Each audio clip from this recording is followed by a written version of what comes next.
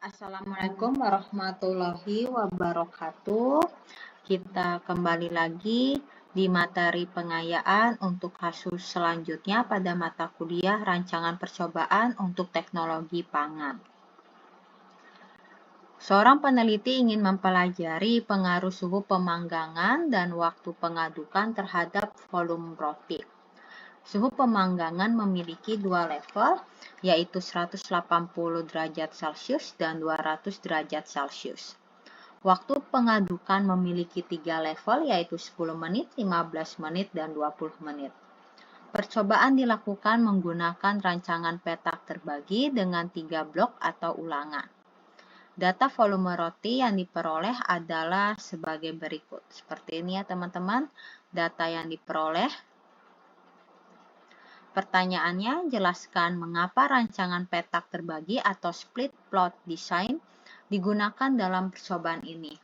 Tuliskan model linear untuk rancangan petak terbagi, lalu lakukan ANOVA baik di Microsoft Excel maupun menggunakan SPSS untuk menguji pengaruh suhu, waktu pengadukan dan interaksinya terhadap volume roti, serta interpretasikan hasil ANOVA dan berikan kesimpulan praktis.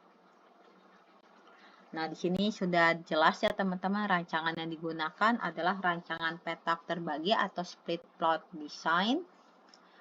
Dan rancangan petak terbagi ini digunakan dalam kasus ini karena terdapat perbedaan tingkat kemudahan dalam penerapan perlakuan antara faktor pemanggangan, faktor suhu pemanggangan yaitu faktor A, dan waktu pengadukan atau faktor B. Suhu pemanggangan atau faktor A merupakan faktor yang relatif sulit untuk diubah secara cepat dan acak pada setiap unit percobaan karena melibatkan pengaturan oven yang membutuhkan waktu untuk mencapai kestabilan suhu. Perubahan suhu ini juga seringkali memerlukan kalibrasi ulang ya dalam waktu penyesuaian agar kondisi ini memang benar-benar homogen, sehingga tidak efisien jika suhu harus diacak secara penuh pada setiap kombinasi perlakuan. Sebaliknya, pada waktu pengadukan atau faktor B merupakan faktor yang lebih fleksibel dan mudah diatur tanpa memerlukan perubahan kondisi alat yang kompleks. Waktu pengadukan dapat diubah dengan cepat pada setiap unit percobaan dalam kondisi suhu yang sama. Perbedaan karakteristik ini menyebabkan perlakuan suhu lebih tepat untuk ditempatkan sebagai petak utama. Perlakuan suhu pemanggangan atau faktor A ini lebih tepat ditempatkan sebagai petak utama. Sementara itu, waktu pengadukan atau faktor B kita tempatkan sebagai anak petak. Sementara itu, waktu pengadukan ya ditempatkan sebagai anak petak karena apa? Karena lebih mudah diterapkan dalam setiap kondisi suhu. Ya, waktu pengadukan nih mudah dan fleksibel diatur, tidak memerlukan perubahan alat yang kompleks, serta dapat diubah secara cepat dalam kondisi suhu yang sama. Desainnya, suhu kita letakkan sebagai petak utama atau main plot dan waktu pengadukan sebagai anak petak atau subplotnya. Contoh lainnya ya, ini kan contoh suhu pemanggangan dan waktu pengadukan. Nah, kalau ada contoh lainnya seperti rancangan petak terbagi yang digunakan karena terdapat perbedaan tingkat kompleksitas dalam penerapan perlakuan antara metode pasteurisasi dan jenis stabilizer. Nah, ini ya teman-teman, metode pasteurisasi ini kan pastinya memerlukan penyesuaian peralatan, membutuhkan penyesuaian peralatan dan kondisi proses yang kompleks seperti pengaturan suhu dan tekanan yang harus stabil. Perubahan metode ini juga membutuhkan waktu setup yang relatif lama sehingga tidak efisien jika dilakukan berulang kali dalam setiap unit percobaan. Sehingga metode pasteurisasi ditempatkan sebagai petak utama agar tidak sering diubah. Sama ya teman-teman seperti suhu pemanggangan, metode pasteurisasi kita letakkan pada petak utama atau main plot. Lalu untuk Jenis stabilizer ini relatif mudah ditambahkan dalam batch yang berbeda tanpa memerlukan perubahan besar pada sistem proses. Hal ini memungkinkan stabilizer ditempatkan sebagai anak petak atau subplot, ya, karena dia sifatnya yang lebih fleksibel ketimbang dengan metode atau sistem pasteurisasi. Saya ulangi lagi, jenis stabilizer ini relatif mudah ditambahkan dalam batch yang berbeda tanpa kita harus memerlukan perubahan yang besar pada sistem proses. Dan hal ini memungkinkan stabilizer kita letakkan sebagai anak petak yang dapat divariasikan dengan lebih fleksibel. Pendekatan ini meningkatkan efisiensi operasional dalam proses produksi makanan karena mengurangi frekuensi perubahan kondisi utama. Selain itu, rancangan ini juga membantu meminimalkan variasi yang disebabkan oleh perubahan kondisi proses yang tidak stabil. Jadi, dengan menjaga kondisi pasteurisasi ataupun suhu pemanggangan tetap dalam satu petak utama, maka hasil percobaan menjadi lebih konsisten dan valid. Nah, selain itu, penggunaan rancangan petak terbagi juga berkaitan nih dengan efisiensi pelaksanaan percobaan di lapangan atau di laboratorium. Jika rancangan faktorial biasa atau RAL faktorial digunakan, maka setiap kombinasi perlakuan harus diacak secara penuh, termasuk perubahan suhu pada setiap unit percobaan. Hal ini akan meningkatkan kompleksitas operasional waktu dan biaya percobaan. Jadi dengan menggunakan split plot, suhu cukup diatur sekali dalam satu petak utama, kemudian variasi waktu pengadukan dilakukan di dalam petak tersebut.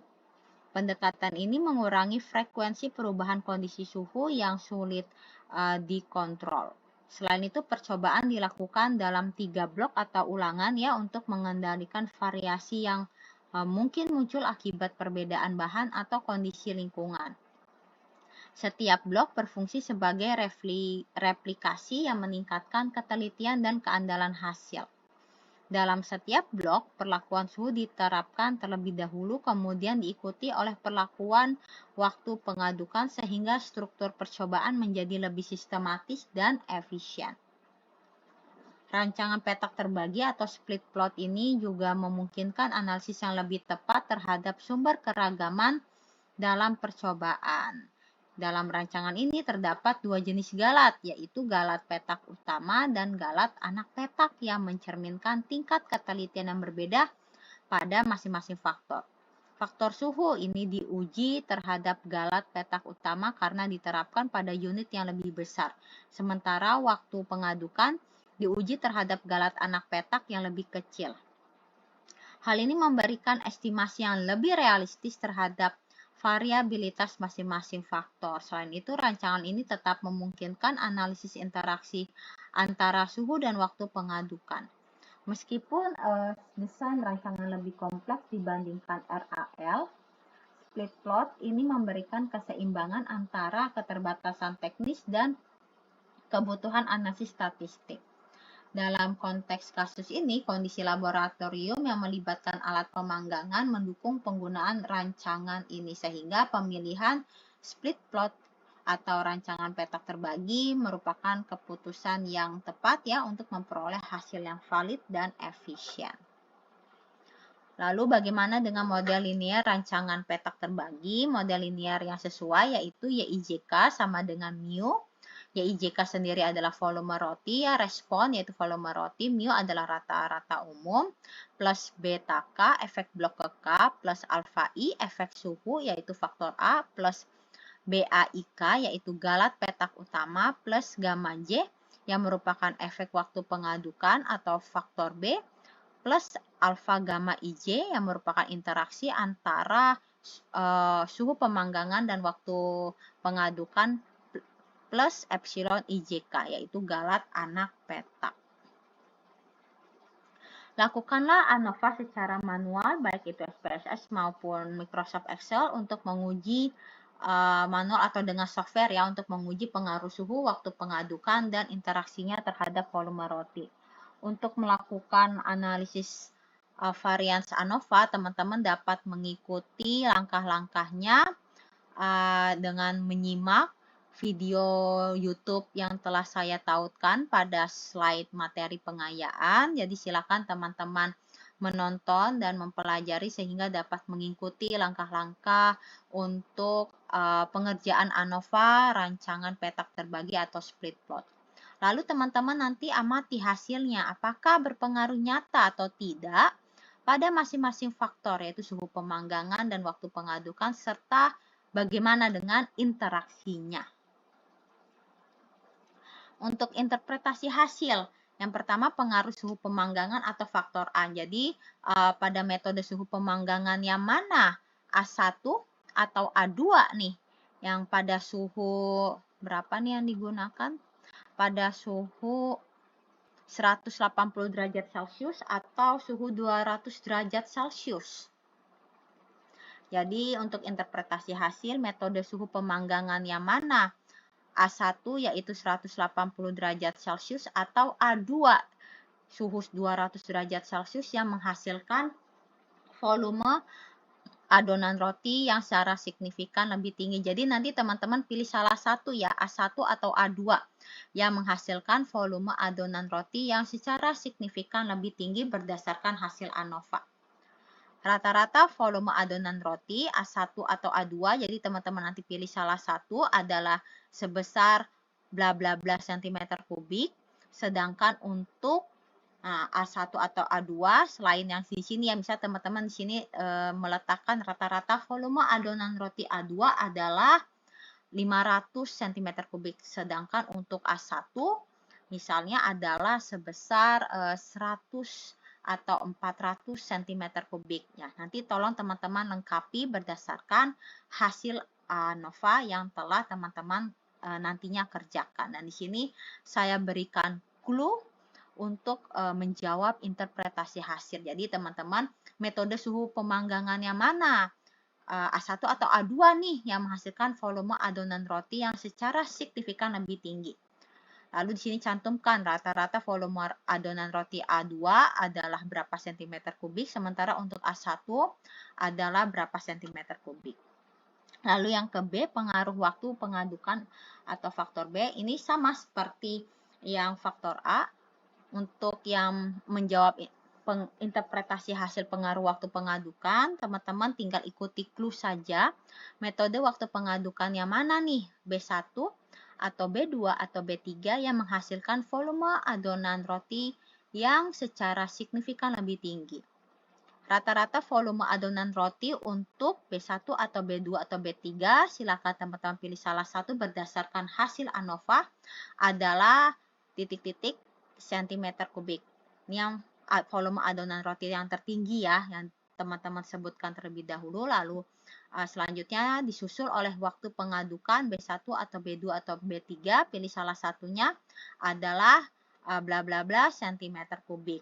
Jadi di sini rata-rata yang teman-teman ambil rata-rata waktu pengadukan yang menghasilkan volume adonan roti tertinggi, lalu disusul oleh waktu pengadukan B1 atau B2 atau B3 yang dia volume adonan rotinya nomor 2 ya, setelah volume adonan roti yang tertinggi seperti itu.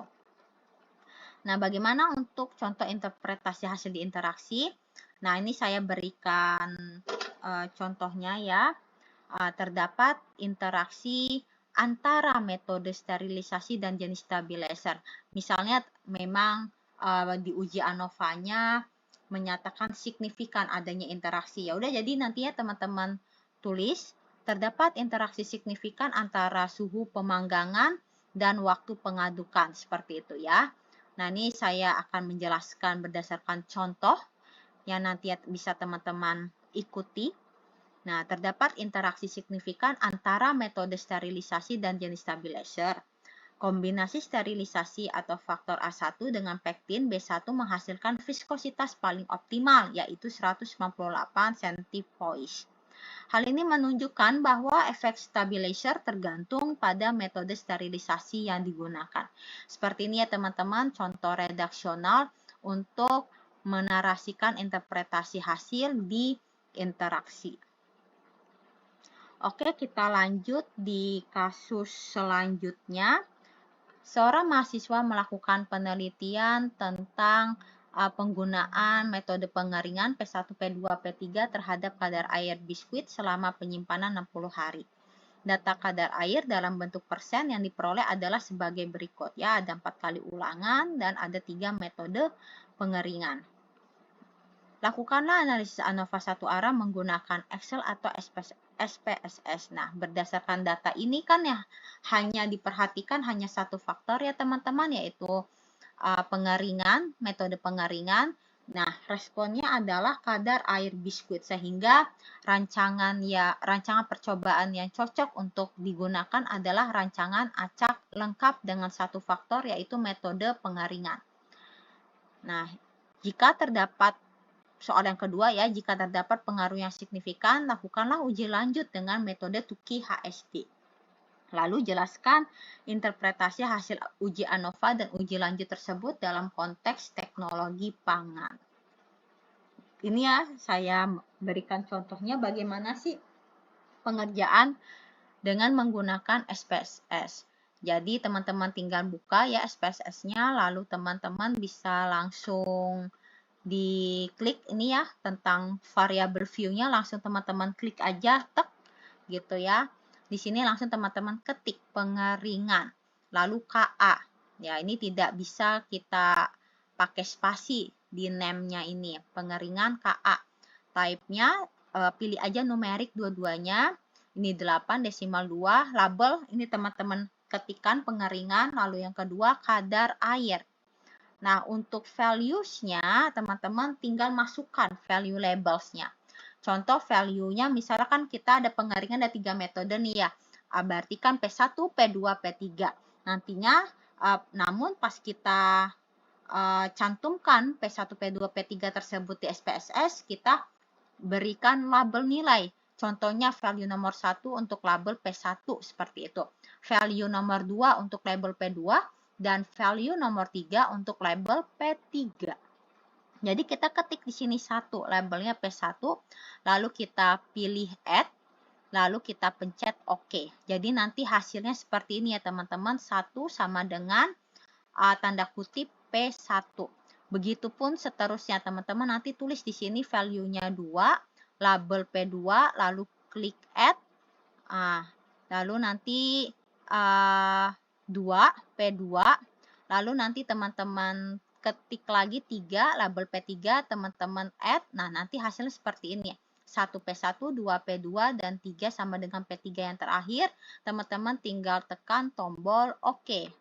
Seperti itu, kita tekan tombol OK. Nah, nanti hasilnya seperti ini ya teman-teman. Nah, untuk measure-nya atau pengukurannya ini kan masih unknown. Baik itu pengeringan maupun kadar air masih unknown, maka kita pilih untuk pengeringan scale dan kadar air kita pilih skala nominal seperti itu ya, atau nominal. Kalau untuk pengeringan scale, kalau untuk kadar air ini kita ketik atau kita pilih nominal. Lalu selanjutnya kita pilih data view. Di sini kita tinggal klik aja teman-teman data view-nya. Nah, ini di sini ada lembaran kosong yang harus teman-teman ketik pengeringannya, metode pengeringannya dan hasil dari metode pengeringan tersebut, kadar air dari hasil metode pengeringan tersebut ya. Berdasarkan soal ini ya teman-teman. Nah, di sini tinggal teman-teman cantumkan saja di tabel SPSS yang telah teman-teman sediakan. Nah, contohnya seperti ini, pengeringan kadar air, kita masukkan datanya. Tadi kan sudah dicantumkan ya teman-teman untuk value nomor 1, ini metode pengeringan yang P1. Untuk value 2, ini labelnya P2. Untuk value 3, ini labelnya metode pengeringan yang ketiga. Karena ada 4 kali ulangan, kita ketikkan 1, 1, 1, 1, ada 4, 2-nya juga sebanyak 4, 3-nya juga sebanyak 4. Lalu teman-teman salin ulang di sini, ketik ulang di sini kadar air yang diperoleh dari masing-masing metode pengeringan dan ulangannya. Lalu di sini teman-teman tekan klik analyze. Kita klik Analyze. Nah, klik Analyze, lalu nanti muncul ada Compare Means. Kita pilih yang Compare Means, lalu kita pilihlah yang One Way ANOVA. Nah, nanti akan muncul seperti ini nanti. Jendela notifikasi seperti ini. Nah, di sini ada pengeringan dan kadar air. Ingat, di sini ada dependent list, ada faktor. Dependent list ini artinya daftar yang dipengaruhi. Jadi hasilnya ini dipengaruhi oleh satu faktor. Faktornya kan metode pengeringan. Jadi metode pengeringan kita masukkan di dalam faktor seperti ini. Dan kadar air, karena hasilnya kadar air ini kan sangat bergantung dengan metode pengeringan yang dilakukan. Jadi kadar air kita inputlah dia di dependent list seperti ini. Lalu kita klik dulu post hoc, uji lanjutnya. Jika dia berbeda nyata atau signifikan, maka kan kita mau melanjutkan dengan uji lanjut to KHSD. Nah, tapi kalau misal nanti hasilnya tidak signifikan, ya maka uji to KHSD tersebut tidak akan terlampir dalam output SPSS. Nah, jadi setelah kita pindahkan kadar air di dependent list dan faktor dan pengeringan ini di faktor, lalu kita pencet post hoc. Kita klik post hoc. Nah, di sini akan muncul jendelanya, kita klik to K, lalu signifikansi levelnya 0,05, lalu kita klik continue. Nanti dia akan kembali lagi ke jendela ini. Selanjutnya kita kliklah OK. Nah, nanti akan muncul teman-teman seperti ini. Ternyata dari hasil F hitungnya lebih besar ya daripada F tabel atau daripada signifikansinya. Jadi kesimpulannya ini berbeda nyata atau signifikan. Di sini nanti akan ditampilkan terkait post hoc testnya, yaitu di sini ada multiple comparison, ada tabelnya P1, P2, dan P3 dengan signifikansi confidence intervals di 95%. Nah, bagaimana dengan uji lanjutnya dengan to KHSD? Di sini tertera P3, P1, P2. Untuk P3 ini rata-rata kadar airnya 4,85, P1 rata-rata kadar airnya 5,35, dan P2 di 6,15%. Nah, ini kan yang paling kecil, berarti metode pengeringan yang ketiga menghasilkan biskuit dengan kadar air yang paling rendah ketimbang metode pengeringan 1 dan metode pengeringan 2. Jadi kita nanti subsetnya di sini A, untuk yang ini B, yang 2B, dan 3 ini C. Seperti ini ya contohnya teman-teman. Jadi kalau misalnya kita mau tulis P3, ini dia subset hurufnya A, P1, maaf, subset hurufnya B, sementara P2 subset hurufnya adalah C. Ya, di sini satu ini A, yang kolom 2 itu B, kolom 3 adalah C. Nah, karena P3 ini paling rendah, 4,85, kita taruhlah dia subsetnya P3A. Nah, P1 5,35, P1B, sementara P2 paling tinggi kadar airnya ya, metode pengeringan kedua, yaitu kadar air biskuitnya di 6,15%. Lalu bagaimana dengan interpretasi hasilnya? Nah, dari hasil uji lanjut to KHSD ini, pada tabel homogeneous subsets menunjukkan bahwa perlakuan pengeringan memberikan perbedaan yang signifikan terhadap kadar air, yang ditunjukkan dengan terbentuknya 3 subset yang berbeda. Perlakuan P3 memiliki rata-rata kadar air sebesar 4,85 dan berada pada subset pertama, yang menunjukkan bahwa nilai ini paling rendah dibandingkan perlakuan lainnya. Perlakuan P1 memiliki rata-rata sebesar 5,35 dan berada pada subset kedua, sehingga berbeda nyata baik dengan P3 maupun P2. Sementara itu perlakuan P2 memiliki rata-rata tertinggi yaitu 6,15 dan berada pada subset ketiga, yang juga berbeda nyata dari kedua perlakuan lainnya yaitu P3 dan P1. Seperti itu ya teman-teman. Nah, karena setiap perlakuan ini berada pada subset yang berbeda, maka dapat disimpulkan bahwa semua pasangan perlakuan P1, P2, dan P3 berbeda signifikan satu sama lain pada taraf nyata 5%. Nilai signifikansi sebesar 1, ini pada masing-masing subset menunjukkan bahwa tidak ada perbedaan dalam kelompok subset yang sama.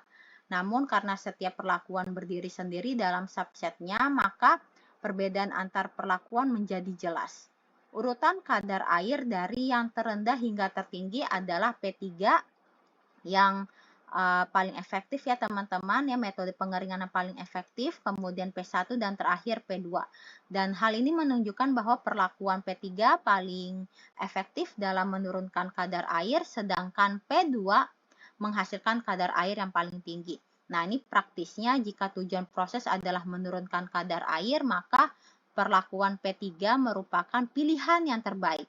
Sehingga hasil uji Tukey HSD ini memberikan dasar yang kuat dalam menentukan perlakuan optimal berdasarkan perbedaan yang signifikan antar kelompok. Baik ya teman-teman, cukup sekian dari saya. Terima kasih dan selamat belajar. Mohon maaf apabila ada salah kata. Wassalamualaikum warahmatullahi wabarakatuh.